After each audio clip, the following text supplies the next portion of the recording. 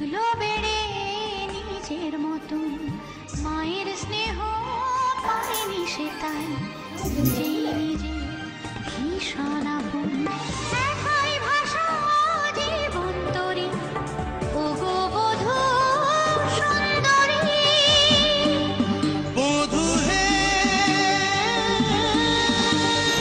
উঠলো সিঁদুর সিঁথির পরে, সেই মেয়েটার অন্য জীবন, ভালোবাসার স্নেহ মায়ার লাগলো পরশ, মুগ্ধ সে মন।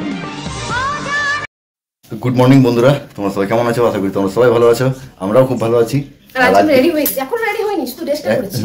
এখন চুল হবে, মুখ হবে, একটু পার্লারে যাবো, তো না সরি বিয়ে বাড়ি যাবো, ওই জন্য ভালো করে সেজে একটু যেতে। ঠিক করে বলো, দিনের বেলা সকাল 8টার পরে বিয়ে বাড়ি হবে, তোমার ইয়ের বিয়ে না গো, আমরা ইয়ে যাবো, টেস্টটা করাতে যাবো। টেস্টটা করাতে যাবো, আজকে ডেট আছে, তো সেই জন্য আমরা ও রেডি হচ্ছে, ও রেডি হতে হতে আমার রেডি হয়ে যাবে। হ্যাঁ, তো আমি ড্রেসটা পরেছি, আমি নিজে রেডি হবো। তো ব্যাপারটা হচ্ছে এত রোদ বাইরে, তারপর যেতে হবে, কিছু করার নেই। আমার একটু ভয় ভয় লাগছে, রিপোর্ট যেন ভালো আসে। তোমরা ভগবানের কাছে বলো যেন আমার রিপোর্ট ভালো আসে। আমার এটা খুব টেনশন লাগছে। তোমরা অনেকে না, তোমরা সবাই আমাকে আশীর্বাদ অনেক করো যে তুমি চিন্তা করো না। তোমাদের কমেন্ট দেখলে একটু ভরসা পাই, কিন্তু তারপরেও টেস্টের জন্য ভয় লাগছে। তোমরা একটু সাহস দিও আর একটু আশীর্বাদ করো যেন রিপোর্টটা ভালো আসে। তো চলো বন্ধুরা, আজকে ব্লগটা এখান থেকে শুরু করছি। চলো দেখতে থাকো আর সাথে থাকো, পুরোটাই তোমাদের সঙ্গে শেয়ার করবো। তো চলো। তাই দেখো বন্ধুরা, ড্রেসটা দেখছো? তো ড্রেসটা পুরো একে কেমন লাগছে তুমি তোমরা বলো তো, যে বাচ্চা ছেলের মতন লাগছে কিনা? হ্যাঁ সরি, বাচ্চা মেয়ের মতন লাগছে কিনা? এইসবে ভালো কি দেও, মা বলে আরো কম। আমার এই ড্রেসটা খুব প্রিয় আর এই ড্রেসটা আমার খুব ফেভারিট। কেন বলো তো, সমাধি এসেছিল তখন আমি এই ড্রেসটা কিনেছিলাম।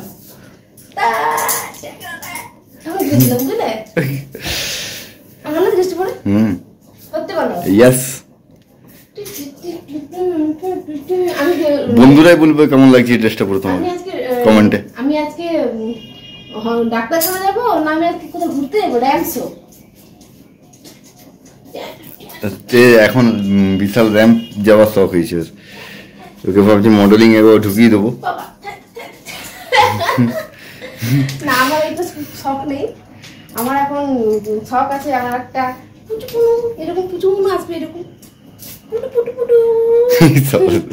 এটাকেও জোয়ার করে রেখেছে, চাবির রিং ছিল এটা, আমার গাড়িতে ছিঁড়ে গেছে, সেই জন্য এটাকে ফেলে দিয়েছিলাম। তাই আবার কোথার থেকে কুড়ি কাড়িয়ে নিয়ে এসেছে। তাই দেখো ড্রেসটা পিছন দিক থেকে দেখো, ঝাঁপালো দেখায়, ঝাঁপাচ্ছে। তো চলো বন্ধুরা, এবার আমিও রেডি হয়ে যাই, তারপর আসছি।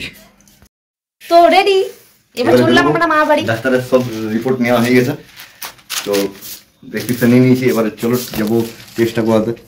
তো মুখটা দেখা, ও এখনো পর্যন্ত কনফিউজ আছে যে কি করবে কিনা, তো কোনো ভয়ের কিছু নেই।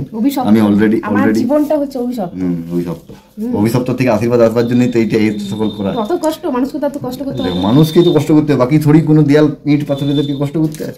মানুষের জন্য যে কষ্ট করতে হবে সারা জীবন, যতদিন বেঁচে থাকে, কষ্টেরই অপর নাম জীবন। তো চলো বন্ধুরা, এবার বেরোই। তো যেতে যেতে আবার কথা হচ্ছে তোমাদের সাথে। কাঁদছে, চলো বন্ধুরা। সকাল সকাল স্নান না করে বেরিয়ে পড়লাম। দেখো প্রচন্ড রোদ বাইরে, আমি ওই সুতির ওড়নাটা নিয়ে নিয়েছি। আর আমাদের এই যে ডকিটা, ও কিছুতেই আমাদেরকে যেতে দেবে না, দরজার মধ্যে বসে আছে। তুমি দেখো একটু পরে একটু গাড়িটা করে সরাবে, কিছুতেই সরবে না, এমন অবস্থা। তো প্রচন্ড রোদ ছিল বাইরে, এত রোদের মধ্যে যে বেরোচ্ছি, যে দুয়ারে বেরিয়ে গেছি, এবার গাড়ির মধ্যে চাপবো। তো আমার মনে হচ্ছিল যে আমি কখন ওখানে পৌঁছাব, মানে এই রোদে যাবো কি করে সেটাই মনে হচ্ছিল। গায়ের রংটা পুরো কালো হয়ে বাড়ি ফিরেছি, পুড়ে গেছে পুরো গায়ের রংটা, এত রোদ ছিল মানে কি বলবো। আমি তুমি আলু সেদ্ধ হয়ে গেছি, বিট্টু আলু সেদ্ধ হয়ে গেছে, তার উপর দিয়ে আছে সঙ্গে টেনশনটা ফ্রি, টেনশনের কোনো দাম লাগে না, টেনশন ফ্রি। তো দেখো গাড়ির মধ্যে চেপে গেছি আর সুন্দর মিষ্টি হাওয়া খেতে খেতে যাচ্ছি, কিন্তু রোদটা প্রচন্ড পরিমাণে লাগছে। হেলমেটটা নিলাম না এই কারণে, হেলমেটটা পরলেই আমি মাথা ব্যথা করে, জানো, মাথার মধ্যে চাপ নিতে পারে না কিছুতেই, মানে কিছু চাপ নিলে মাথাটা ব্যথা করে, ওই জন্য হেলমেটটা নিলাম না। পুরোটা হাওয়া খেতে খেতে যাচ্ছি, গায়ের রংটা কালো হয়ে গেছিলো ঠিক কথাই, কিন্তু হাওয়াটা পেয়েছি বলে হালকা মাথাটা কম ধরেছিল। তারপর ওই মানে যেখানে টেস্ট করায় সেখানে ঢুকে আমার মাথা ব্যথা শুরু হয়ে গেছে টেনশনে। আর টেনশনের ব্যাপার আছে, সম্পূর্ণ দেখো ডক্টর কি বলেছে না বলেছে সবটাই তোমার সাথে শেয়ার করব।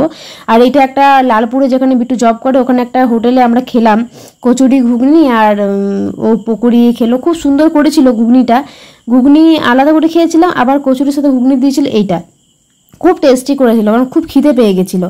আর এই দেখো আমরা ওখানে পৌঁছে গেছি, আমার এখানে পৌঁছেই না আমার বিপিটা হাই হয়ে গেছিলো, এত টেনশন হচ্ছিল মানে মাথা পুরো ঘোরাচ্ছিল। আর এখানে দেখো সব জল খেয়ে খেয়ে মানে আমি 3 বোতল জল খেয়েছি, তাও বাথরুমের প্রেশার আসেনি, বললো বাথরুম না হলে বাথরুম না পেলে সোনোগ্রাফি করা যাবে না। এবার জল খাচ্ছি খাচ্ছি খাচ্ছি আর সবাই হাঁটাচলা করছে এখানে জল খেয়ে খেয়ে, যারা সোনোগ্রাফি করবে সব বোতল নিয়ে নিয়ে হাঁটাচলা করছে। আমি বিট্টুকে 3 বার পাঠালাম জল আনতে, একবারও কিনেছিল, 2বার নিচ থেকে ভরে নিয়ে এলো। তো 3 বার খাওয়ার পরে আমার কিছুতেই হচ্ছিল না। নিলাম ব্রিটানিয়া কেক, কেক খেতে পাবো। আর আমরা এখানে এসেছি মডার্ন এক্স-রে ডায়াগনস্টিক। তো বন্ধুরা যখন জল খেয়েও বাথরুম পাচ্ছিল না, তখন ওকে বললাম তুমি কিছু খাবার নিয়ে আসো তো, সিস্টারদেরকে জিজ্ঞাসা করে ও 2টো কেক আনলাম। কেক খেয়ে যদি পেটে একটু প্রেশার পড়ে যদি বাথরুমটা পায়। তো দেখো এখানে এটা পুরুলিয়া টাউনে পড়ছে, তো এখানে আমার পিসি শাশুড়ির বাড়ি, কিন্তু পিসিমণি এখন কলকাতায় আছে বলে যাওয়া হয়নি। আর দেখো আমরা আবার একদিন পর আবার যাবো টেস্ট করাতে, 3বার করাতে হবে টেস্টে, একদিন গ্যাপ দিয়ে দিয়ে। তো যে সেন্টারে গেছিলাম সেটা অনেক বড় ছিল, আমাদের পুরুলিয়া টাউনে সবথেকে ভালো রিপোর্ট এখানে আসে। তো দেখো সিঁড়ি দিয়ে আমাদের 2তলার উপরে ছিল, তো সিঁড়ি দিয়ে উপরে উঠে উঠে যাচ্ছে। আমি বললাম একটুখানি ভিডিও করে নিয়ে আসবে আমার বন্ধুদের জন্য। এই যে দেখো বসে বসে আমি ভিডিও দেখছিলাম, বন্ধুদের ভিডিও দেখা কিন্তু আমি ছাড়িনি বন্ধুরা, আমি কনস্ট্যান্ট ভিডিও দেখেছি ওখানে বসে বসে, যতক্ষণ সময় পেয়েছি আমি ভিডিও দেখেছি। আর এই দেখো এবার আমার হালকা হালকা প্রেশার পেয়েছে, তো আমার ওই যে চেয়ারে বসে আছে উনি ভেতরে যাবেন, তারপর আমি যাব। তো একটু আমাকে বললো হাঁটাচলা করো, তো একটু হাঁটাচলা করছি। আর টেনশনও মানে পেটে পুরো কনকন করছিল। আর ওকে বললাম তুমি এক হাতে ভিডিও দেখো আর এক হাতে আমার ভিডিও করো। তো ও একটা ফোন দিয়ে ভিডিও দেখছিল আর একটা ফোন দিয়ে ভিডিও করছিল। তো দেখো আমার টেনশনে মনে হচ্ছে কী করবো, হাসতেও পারছি না আর কাঁদতেও পারছি না, এমন অবস্থা মনে হচ্ছে যে আমি তো বলির পাটা হয়েই গেছি, আমাকে তো ফাইনালে যেতেই হবে। আর এই দেখো আমি এবার বসে গেছি চেয়ারে, আমার কি পেটের অবস্থা দেখো, পেটটা হাত দিচ্ছি, বুঝতে পারছো তো। এবার দেখো একবার মাথায় হাত দেখবো, একবার কপালে হাত দেবো, মানে এতখানি টেনশন হয়ে গেছে, মানে কী বলবো, টেনশনে আমি বোঝাতে পারছি না কীরকম ভারে আমার টেনশন হয়ে গেছে। তো ভেতরে গিয়ে সেরকম টেনশনে কিছুই দেখলাম না, কোনো অসুবিধা হয়নি, বাট রিপোর্টে একটুখানি গন্ডগোল এসছে, তো তোমাদেরকে পরে সেটা আমি লাস্টে বলবো। তো দেখো এই সিস্টারটাকে আমি জিজ্ঞাসা করলাম যে আমি কি এবার যাবো, তো দেখো আমাকে ডেকে নিয়ে গেল ভেতরে। এবার বিট্টুকে বললাম তুমি একটুখানি ভিডিওটা তুলে দেবে, তো তুলে দিয়েছে। এবার দেখো আমি একটু পরে বেরোবো, তো বেরোনোর পরে আমি আসছি। বন্ধুরা ওখান থেকে বেরিয়ে গেছি গিয়ে এবার যাবো একটু মলে, স্মার্ট বাজারে গেছিলাম, রিলায়েন্স মার্কেটে গেছিলাম, দুটোতেই গেছিলাম। তো যেটা চাইছিলাম সেটা পাইনি। তো দেখো মলের ভিতর ঢুকে গেছি, পুরো মলটা ঘুরে নিলাম, ক্যামেরা করে তো পারমিশন নেই, এবার লুকিয়ে লুকিয়ে ক্যামেরা করছি, যেইগুলিতে লোক ছিল না সেখানে ঢুকে ঢুকে একটু ক্যামেরা করে নিয়েছি তোমাদের জন্য, তোমাদেরকে দেখানোর জন্য। তো এইটা হচ্ছে একটা জায়গা আর এইটা হচ্ছে আরেকটা জায়গা। তো আমরা 2 জায়গাতে গেছিলাম। তো যেটা নেওয়ার জন্য গেছিলাম ফেস প্যাক, তো সেটা পেলাম না, মানে আমরা যেটা ইউজ করি সেটা পেলাম না। ভেবেছিলাম অনেকগুলো ভ্যারাইটিস থাকবে, সেখান থেকে একটা বেছে নেবো, কিন্তু দেখছি ভ্যারাইটিস ওই হিমালয়া ফেস প্যাকটাই ছিল। হিমালয়া আমি ইউজ করি না, কারণ হিমালয়া ইউজ করলে আমার ফেসটা পিম্পল বেরিয়ে যায় আর প্রচণ্ড কালো হয়ে যায়, তার জন্য।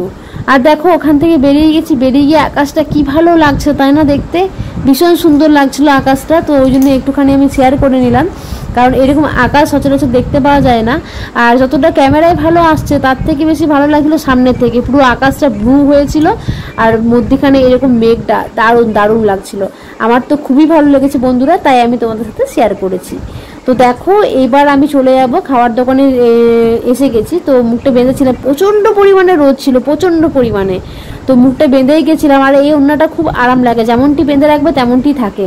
তো একটা দইয়ের বাটি নিয়েছি 2টো। তো আমার দেখো দইটাকে খুলতে যাবো, আঙুলটা ভস করে যে ঢুকে গেছে, দেখতে পাচ্ছ। তা আমি বিট্টু বলছি বিট্টু আমার আঙুলটা ঢুকে গেছে, ও আবার বলছে দাও দাও, তুমি একটা হাতে ক্যামেরা একটা হাতে খুলবে কি করে, এই সাইডটা দিয়ে খোলো। তো ওই আমাকে এটা খুলে দিচ্ছে দইয়ের প্যাকেটটা। তো দইটা খেয়ে মনে হচ্ছিলো যে হ্যাঁ কিছু একটা খেলাম, মানে মনটা পুরো শান্ত হয়ে গেছিলো, এত ভালো লাগছিল। আর আঙুলটা তোমাদেরকে আমি বারে বারে দেখাচ্ছিলাম। আর দেখো এই যে ভিডিও চালিয়েছি, ওখানে গিয়েও ভিডিও চালিয়ে দেখছি, সেটা তোমাদের শেয়ার করলাম যে আমি কনস্ট্যান্ট কিন্তু ভিডিও চালিয়েই গেছি। আমি কিন্তু বাইরে গিয়েও ভিডিও যেখানে আমার চালাবার সুযোগ থাকে আমি চালিয়ে দিই। আসানসোল গেলে বাপের বাড়ি গেলে চালাবার আমার সুযোগ থাকে না, আমি তখন চালাই না। তো বন্ধুরা আমরা একটু আগে চলে এসেছি ঘরে এসে নি, মানে রোদে এসেছিলাম, আসার পরে এত বেশি টায়ার্ড লাগছিল যে মানে আমি সঙ্গে সঙ্গে আসতেই পারিনি, সঙ্গে সঙ্গে এর তো মাথা ব্যথা শুরু হয়ে গেছিলো। যাই হোক রেস্ট ফ্রেস্ট নিল একটু, এখন কিছুটা সব কন্ট্রোলে আছে। তো ডাক্তারবাবু ওখানে টেস্ট ফেস্টগুলো সব কমপ্লিট করা হলো, ডাক্তারবাবুর সঙ্গে কথা হলো। ডাক্তারবাবু বললো যে না ভয়ের কিছু নেই, এমনি সব ঠিকই আছে, একটা কি বললে একটু কম আছে। তো ওটা বললো কোনো অসুবিধা নেই, ওটা মানে আপ ডাউন হতেই থাকে, ওটা কখনো আপ হয়ে যাবে কখনো ডাউন হয়, ওটা হতে থাকে, ওটা কোনো ভয়ের কিছু নেই। আর একটা ইঞ্জেকশন ওকে নিতে হবে। তো যাই হোক ইঞ্জেকশনটার নামটাও দিয়ে দিয়েছে ডাক্তারবাবু। তো ওইটা কাল আজকে অলরেডি অর্ডার করে দিয়েছি আমি। কাল হয়তো বোর্ড আছে আমাদের, কালকে এখানে পাবো না, পরশু ও দিয়ে যাবো। তো পরশু দিয়ে গেলে পরশু সময় সোমবারে নিয়ে মঙ্গলবারে আবার ওকে নিয়ে যাবো টেস্ট করাতে। তো চলো বন্ধুরা, এখন আপাতত সন্ধ্যেবেলা এরপরে একটু কিছু জলখাবার খেয়ে নিই। আমি তো এখানে ভাতও খাইনি, শুয়ে দিয়েছিল পুরো মাথা ব্যথা। কারণ ওকে আমি বললাম, ও বলতে যদি আমি এখন খাই তাহলে ইয়ে হয়ে যাবে, বমি হয়ে যাবে।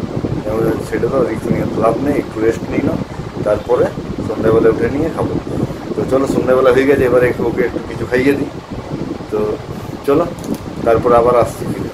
ভাবছি ও মুড়ি খেতে ভালোবাসে, তো চপ নিয়ে চপ মুড়িও খাবো।